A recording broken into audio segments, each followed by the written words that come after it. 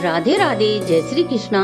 कहानी संग्रह में हमारे सभी दर्शकों का हार्दिक स्वागत है। दर्शकों, शीघ्र ही प्रसन्न व क्रोध होने वाले भगवान शिव को कब और किस कार्य हेतु अपना तीसरा नेत्र खोलना पड़ा। भगवान शिव को त्र्यंबकम, त्रिलोचन आदि नामों से भी संबोधित किया जाता है। भगवान शिव आदि योगी हैं। वे अनादि काल से ही प्रभु श्री राम के ध्यान में लीन रहते हैं। उनका तीसरा नेत्र, जिसे अनाजक चक्र भी कहा जाता है, उनका तीसरा नेत्र क्षण भर में सब कुछ भस्म कर देने वाला है। कुछ विशेष परिस्थितियों में भगवान शिव को अपना तीसरा नेत्र खोलना पड़ा। इसकी संपूर्ण कथा जानने से पूर्व यदि आप हमारे चैनल पर नए हैं तो सब्सक्राइब करें, वीडियो को शेयर एंड लाइक अवश्य करें। संपूर्ण जानकारी के लिए वीडियो को अंत तक जरूर देखें। भगवान शिव ने जब भी अपना तीसरा नेत्र खोला तब भारी विध्वंस ही हुआ। यह कथा संपूर्ण पुराणों से ली गई है। सर्वप्रथम भगवान शिव योग निद्रा में लीन थे। तब देवताओं के अनुग्रह पर कामदेव ने उनकी समाधि भंग करने की चेष्टा की। शिव पुराण के रुद्र संहिता पर्व के पार्वती खंड के अनुसार पार्वती भगवान शिव को पति के रूप में प्राप्त करने के लिए हिमालय पर घोर तप कर रही थी। वहीं भगवान शिव भी उत्तम तपस्या में लीन थे। तभी देवराज इंद्र ने भगवान शिव की तपस्या भंग करने के लिए कामदेव को आज्ञा दी। कामदेव ने तपस्या में लीन भगवान शिव की तपस्या भंग करने के लिए कई उपाय किए, परंतु उन्हें सफलता न मिली। तभी कामदेव ने माता पार्वती को उनकी सखी के साथ वहां आते देखा। तभी भगवान शिव की समाधि भंग होती है। कामदेव ने अवसर पाते ही भगवान शिव पर काम बाण से प्रहार किया, जिससे भगवान शिव का चित्त विचलित हो गया और भगवान शिव का पार्वती के प्रति प्रेम का धैर्य का ह्रास होने लगा।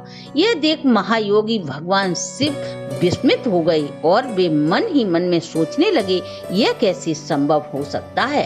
तभी भगवान शिव की दृष्टि कामदेव पर पड़ती है और उनकी समझ में सब कुछ आ जाता है। कामदेव भय के कारण सभी देवताओं का स्मरण करने लगते हैं। भगवान शिव को क्रोध आने के कारण उनका नेत्र खुल जाता है और कामदेव वहीं जलकर भस्म हो जाता है। उनका विनाशकारी रूप देखकर देवी पार्वती भी भय से व्याकुल हो जाती हैं। वहीं शिव पुराण में भगवान शिव के तीसरे नेत्र खुलने की एक और वृतांत मिलता है।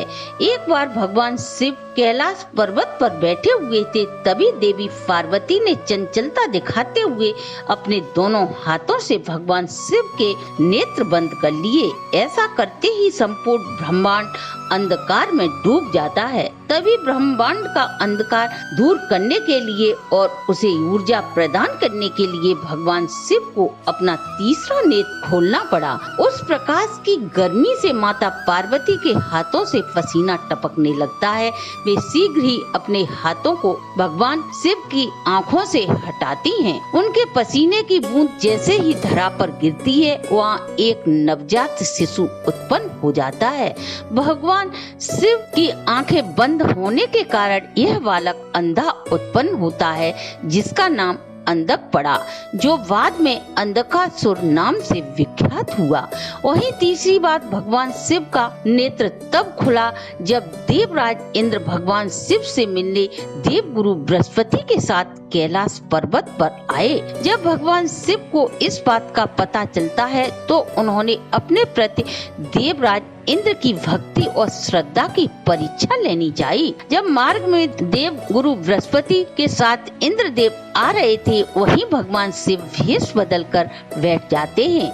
तब इंद्र ने मार्ग में भेष बदल कर बैठे भगवान शिव से पूछा कि आप कौन हैं और कहाँ रहते हैं, मगर भगवान शिव ने कोई उत्तर नहीं दिया। इंद्रदेव ने कई बार प्रश्न किया, लेकिन भगवान शिव मौन ही रहे।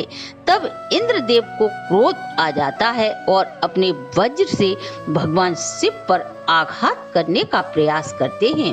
भगवान शिव ने दिव्य शक्ति के द्वारा इंद्र देव के हाथों को शक्ति विहीन कर दिया। क्रोध से शिव जी के नेत्र जल उठे और इंद्र को भस्म करने के उद्देश्य से तीसरा नेत्र खुल जाता है। तभी देव गुरु बृहस्पति भगवान शिव को पहचान कर भगवान शिव की स्तुति की और इंद्र देव को क्षमा दान देने को कहा।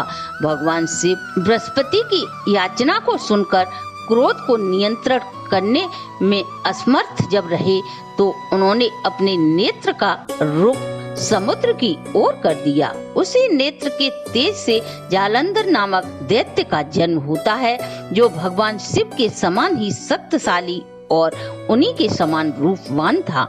वही जालंधर बाद में एक शक्तिशाली दैत्य बना, जिसका संहार भगवान शिव के हाथों से हुआ।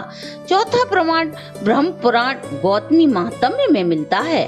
पिप्पलाद ऋषि महर्षि दधीच के पुत्र थे। वह अपने पिता की मृत्यु का जिम्मेदार देवताओं को मानते थे। देवताओं से प्रतिशोध लेने के लिए उन्होंने भगवान शिव की कठोर तपस्या की। उनकी तपस्या से प्रसन्न होकर शंभुनाथ प्रकट होते हैं और पिप्पलाद से बोले, क्या तुम मेरा तीसरा नेत्र देख सकते हो?